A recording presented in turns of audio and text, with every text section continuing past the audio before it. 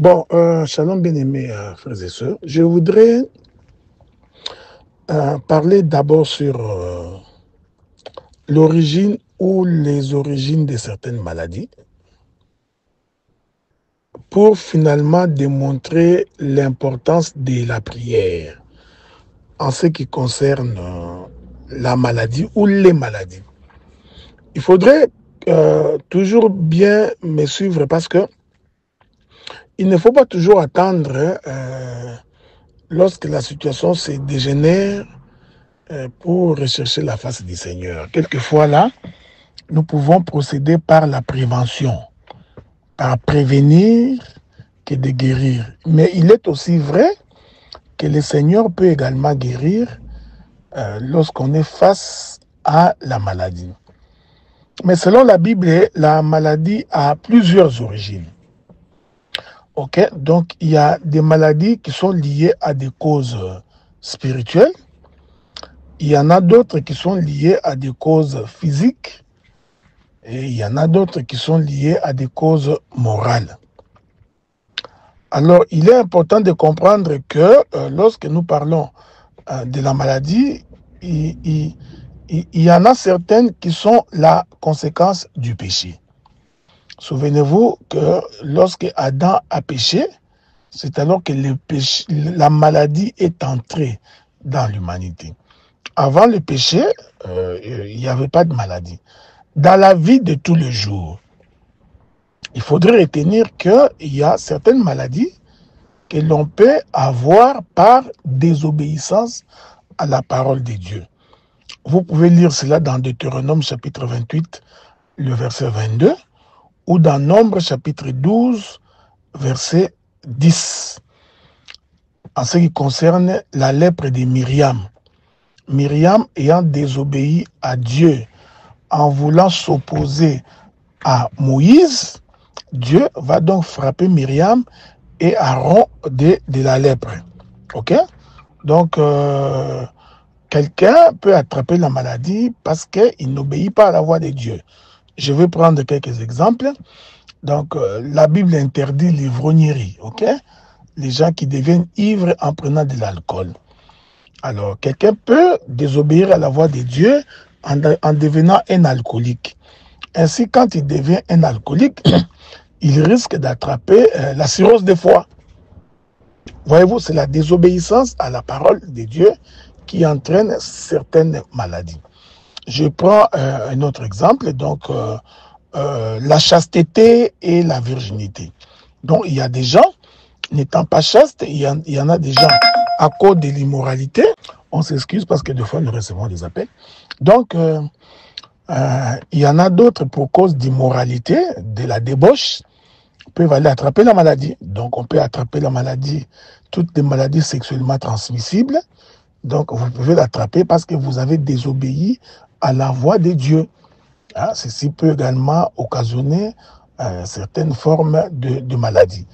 Donc, il y a des maladies qui sont liées à la désobéissance à la parole du Seigneur. Ok? Donc, c'est important de les retenir. Donc, sur le plan spirituel, il peut y avoir d'autres maladies qui sont envoyées par les démons, par les principautés, par les princes du monde des ténèbres. Ok? Les maladies qui viendraient de ce que le diable, ses acolytes, les sorciers, les occultistes peuvent vous jeter un mauvais sort. Ok? Donc, c'est très important. Tout comme il y a d'autres maladies qui proviendraient des conséquences tirées du comportement des parents. Hein? Il y en a aussi des maladies qui sont de forme héréditaire. Aujourd'hui, beaucoup de familles n'en parlent pas. Donc, mais c'est très important de les savoir. Donc, quand vous avez le parent qui sont AS, hein, donc il y a de fortes chances que l'enfant qui naîtra de cette union-là, à 50% qu'il attrape la maladie qu'on appelle des falciformes, donc on appelle généralement SS. Lorsque le papa est hypertendu, la maman est hypertendue, il y a de fortes chances que l'enfant qui naît puisse également avoir de l'hypertension. Lorsque le papa ou la maman, les deux ou l'un, est diabétique de type 1, il y a également de fortes chances que les enfants qui viennent puissent également attraper la maladie des diabètes. Donc, vous comprenez? Donc, il y a des maladies qui sont liées à la désobéissance, il y a des maladies qui sont liées de par la génétique ou l'hérédité, il y a des maladies qui proviennent du fait que nous nous sommes détournés de la voie de Dieu. Mais ce n'est pas fini, parce qu'il y en a aussi d'autres maladies qui peuvent être des tests venant de la part du Seigneur. Nous allons prendre une écriture. Quand vous prenez le livre de Job, vous allez vous rendre compte que Job était tombé malade parce que Dieu voulait le prouver. Donc, Dieu a dit à Satan, as-tu vu mon serviteur Job, un homme intègre? Alors, Dieu va autoriser à Satan de toucher la chair de Job parce que Dieu savait que Job n'allait pas le renier. Donc, il y a d'autres maladies que l'on peut embrasser, que l'on peut attraper parce que Dieu te met à l'épreuve. Okay? Mais souvenez-vous, il y a une écriture dans les livres déjà qui dit il n'y a aucune tentation qui surviendrait à vous qui ne soit au-delà de vos forces. Dieu vous donnera toujours la possibilité de pouvoir vous en sortir. Donc, ce sont là les différentes origines de la maladie.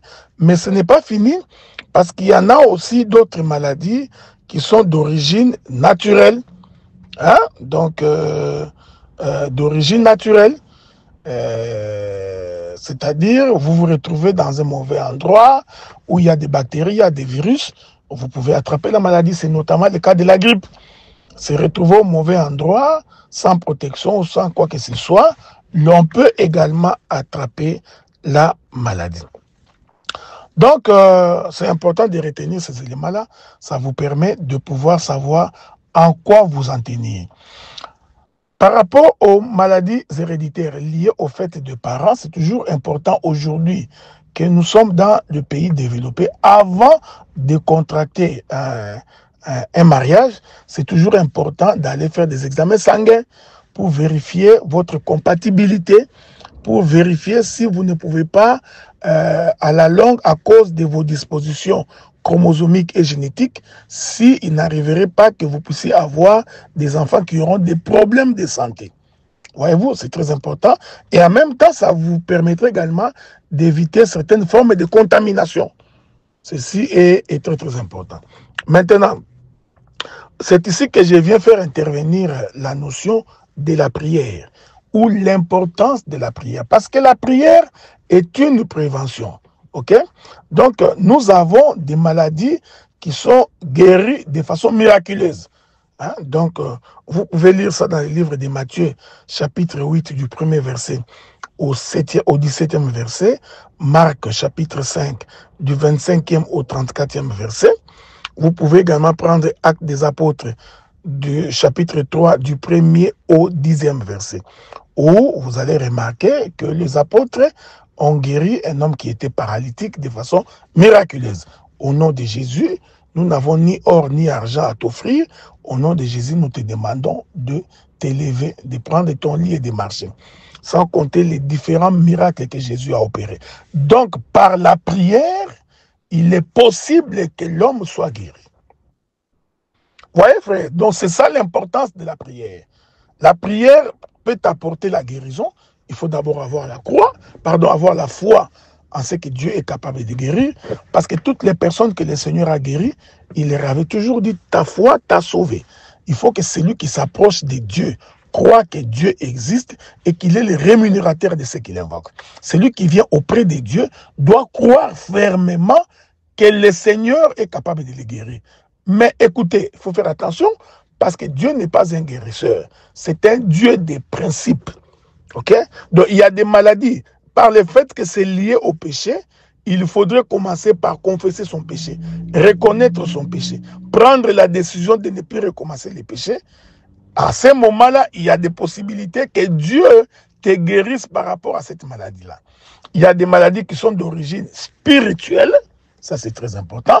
Il y a des maladies qui sont d'origine spirituelle. Ces maladies-là demandent une intervention miraculeuse du Seigneur pour que la personne soit guérie. Bon, ce n'est pas fini. Donc, il y a des maladies, des causes naturelles liées à la génétique et à l'hérédité.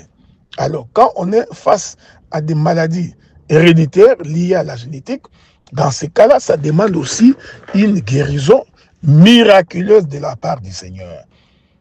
Voici l'importance de la prière. Mais faudrait-il encore garder le cap dans la prière? Voyez-vous? Parce qu'on peut être guéri par le fait que nous gardons le cap de la prière. Il ne faut pas agir comme quelqu'un qui se rend dans la maison d'un marabout ou d'un féticheur, où il croit qu'il va rentrer et sortir guéri. Non. Donc chez Dieu, l'on peut entrer, sortir guéri instantanément, mais l'on peut également être guéri au fur et à mesure du temps. Je vais prendre deux exemples pour expliquer ce que je voudrais dire. Naaman, le Syrien, avait la lèpre.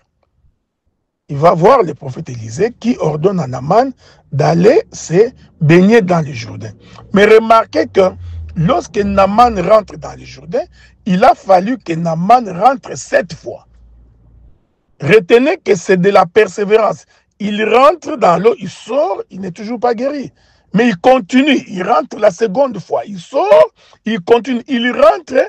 Donc il est rentré dans l'eau 7 fois. C'est de la pensée de dire qu'il faut rester attaché, rester connecté pour que la guérison soit possible. Voilà pourquoi, des fois, il est important, dans l'œuvre de Dieu, quand on cherche la guérison, de ne pas abandonner en cours de chemin. Il y en a beaucoup, après 2 ans, après 3 ans, ne trouvant aucun changement, ils rentrent dans le monde. Ok? Il y en a d'autres, tu es venu dans le Seigneur quand tu étais malade, on prie pour toi, on gêne pour toi, tu es guéri. Dès que tu es en bonne santé, tu oublies que le Seigneur t'avait soutenu, tu oublies que le Seigneur t'avait gardé. À ce moment-là, qu'est-ce que tu fais? Tu t'en fous, tu rentres dans le monde, tu ne t'occupes plus de la prière parce que tu as déjà trouvé la guérison. Ça, c'est très dangereux parce que le Seigneur dit, lorsque un démon est sorti dans un corps et qu'il s'en va, il va déambuler, chercher où rentrer. S'il ne trouve pas, il reviendra. S'il trouve que la maison dans laquelle il était sorti et que cette maison-là semble être nettoyée mais n'est pas ornée, il va aller chercher 7 autres démons, ils reviendront et la condition de cette personne va être pire. C'est pour dire ceci. Quand la guérison, on la maintient. C'est très important. La guérison, on la maintient en restant dans la présence du Seigneur. Mais lorsqu'on s'écarte de la voix de Dieu, on s'écarte de la présence du Seigneur, vous ferez une rechute. Vous ferez une rechute, et cette rechute-là, la condition va être beaucoup plus difficile que la première fois. Voyez-vous? Parce que le démon a compris qu'on l'avait chassé facilement parce qu'il était seul, il va aller chercher d'autres démons. Ça se comprend aussi naturellement lorsqu'on parle de l'immunité. Voyez-vous, les microbes, les virus, lorsqu'ils comprennent qu'ils sont attaqués pour la première fois, qu'est-ce qu'ils vont faire? Ils vont former ce qu'on appelle la résistance. Pour que prochainement, lorsque l'on vient avec les mêmes procédés, ça devient difficile de les chasser. Je continue, hein? Je continue. C'est très important c'est une petite exhortation, mais c'est très important. Il ne faut jamais oublier un bienfait. Ne jamais oublier ce que Dieu a fait dans ta vie. Et dans la vie, il ne faut jamais être ingrat. Quand quelqu'un te fait du bien, je prends ça d'abord de façon naturelle, parce que je vais relier ça à ce que j'ai dit.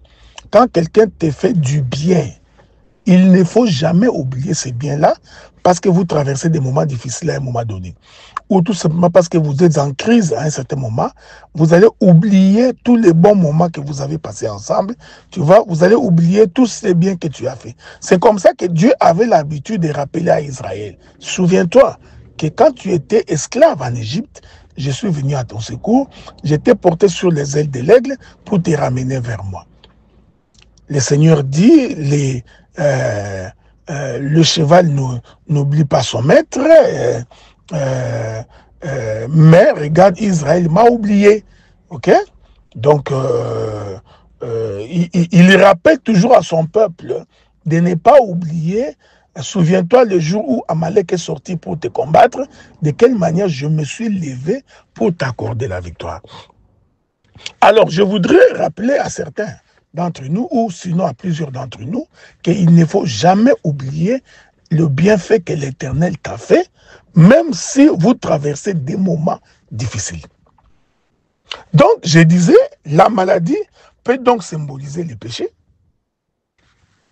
La maladie peut aussi s'expliquer comme étant la distance que l'on prend vis-à-vis de Dieu. C'est pourquoi vous allez remarquer que lorsque l'homme pêche, Dieu le chasse du jardin, l'homme devient et se retrouve éloigné de son Créateur et par conséquent, l'homme devient vulnérable. Ah, quand on n'est pas dans la présence du Seigneur, l'on devient vulnérable, l'on devient facilement accessible. Je voudrais répéter ça parce que c'est très important. La question n'est pas de prier seulement. La question, c'est que il faut que tu restes, que tu demeures dans la présence du Seigneur. Et tu dois demeurer dans la présence du Seigneur en toute honnêteté, en toute simplicité, en toute pureté de cœur. Si vous comprenez cela, c'est très important. C'est-à-dire que lorsque vous constatez que ce qui vous colle à la peau peut être la conséquence d'un péché, il faut confesser ces péchés-là. Parce que plus tu t'éloignes du Seigneur, plus tu deviens vulnérable. C'est comme ça que lorsque Dieu mit Adam en dehors du jardin, Adam était donc devenu vulnérable. Hein? Donc il pouvait fuir les lions, le chacal, les chiens sauvages, les loups. Donc il était devenu la proie de tous les prédateurs. Pourquoi? Parce qu'en péchant, il s'est éloigné de Dieu. Maintenant, on peut aussi comprendre la guérison comme étant le salut. Donc, quand le Seigneur te guérit, c'est une façon de dire qu'il te sauve, qu'il vient à ton secours. Ceci est très, très, très important. Voilà pourquoi il y a des attitudes à prendre lorsqu'on est en face de la maladie. C'est ce que je voudrais aborder probablement tout à l'heure. Regardez maintenant. Maintenant, quelles sont les attitudes à aborder? 1. Lorsqu'on est en face d'une maladie. 2. Pour prévenir la maladie. C'est très important. La Bible répond à ces questions-là. Il faut d'abord avoir la prière et la foi. Celui qui n'a pas la foi n'a pas besoin de prier. Ce qui fait la force de la prière, c'est la foi qui s'y trouve attachée à la prière. Il faudrait que celui qui prie croit fermement que ce qu'il demande va arriver. Si vous doutez un tout petit peu, cela n'arrivera pas. C'est pourquoi il est écrit, celui qui a la foi comme un grain de sénévé. Si vous avez la foi comme un grain de sénévé, vous direz à cette montagne, ôte-toi de là et jette-toi dans la mer. S'il n'y a aucun doute en vous, certainement la montagne va se déplacer et se jettera dans la mer. Il y a donc une puissance spirituelle qui a la capacité de déplacer les montagnes. Quand le Seigneur parle des montagnes ici, il ne parle pas des montagnes physiques. Il n'est pas en train de dire que tu vas déplacer Kilimanjaro. Non. Parce qu'il voudrait te faire comprendre qu'avec la foi, on peut déplacer ce que les hommes sont incapables de faire. Là où ça devient impossible, la foi a cette capacité de transporter ce qui est impossible pour qu'ils arrivent dans ta vie. Donc, l'attitude à prendre pour prévenir la maladie ou pour guérir la maladie, c'est la prière et la foi. OK? Mais ce n'est pas fini. Ça demande aussi de l'espérance. OK? Il faut avoir de l'espérance et il faut avoir de l'encouragement. Ça, vous pouvez lire ça dans les livres de Jacques, chapitre 5, verset 14 au verset 17. Vous pouvez également lire ça dans 2 Corinthiens, chapitre 12, le verset 7. Pour dire que lorsqu'on espère en l'Éternel, cela nous suffit pour que nous puissions avoir la guérison. C'est important. Je prends l'exemple que vous connaissez tous, l'exemple de la femme atteinte de la perte de sang. Laquelle femme a été guérie en touchant les vêtements de Jésus. OK? La Bible présente donc que cette femme-là se sentait éloignée. Il était aux abords, aux extrémités du village. Il ne s'associait plus avec les gens. Lorsqu'il a entendu que Jésus passait, il s'est dit en lui-même, si j'ai touché le pan de sa robe, je serai guéri. Donc c'est la foi qui l'a déplacé et elle a véritablement cru qu'en touchant le pan de la robe de Jésus, elle sera guérie. Pourquoi j'ai fait toutes ces démarches? Pourquoi je me suis donné la peine de vous exhorter? Je vous exhorte pour vous démontrer l'importance de la prière.